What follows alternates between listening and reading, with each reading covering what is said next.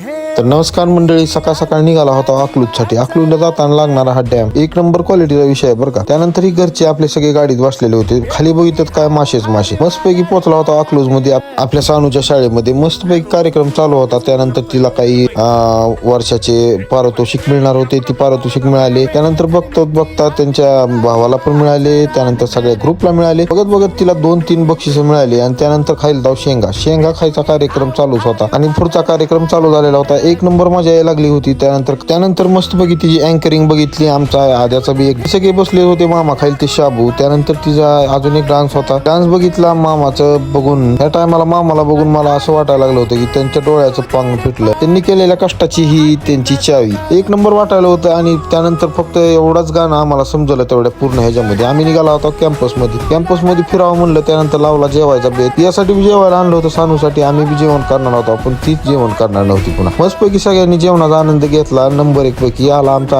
आद्यानंतर अथर्वचा होता birthday celebration केलं. त्याच शाळेमध्ये केलं बर्थडे सेलिब्रेशन. त्यानंतर सगळ्यांनी केक खाल्ला. आमच्या मामीनी खाऊ घातला आईला आमच्या. मस्तपैकी कॅम्पस पूर्ण फिरला, कॅम्पस वगैरे बघितलं. ही त्यांच्या शाळेची ग्राउंड. आणि त्यानंतर चहा पाणी सगळ्यांनी केलं. मस्तपैकी घरी निघाला. तिला बाय बाय केलं. आजचा दिवस असा संपला. एक नंबर दिवस गेला आजचा.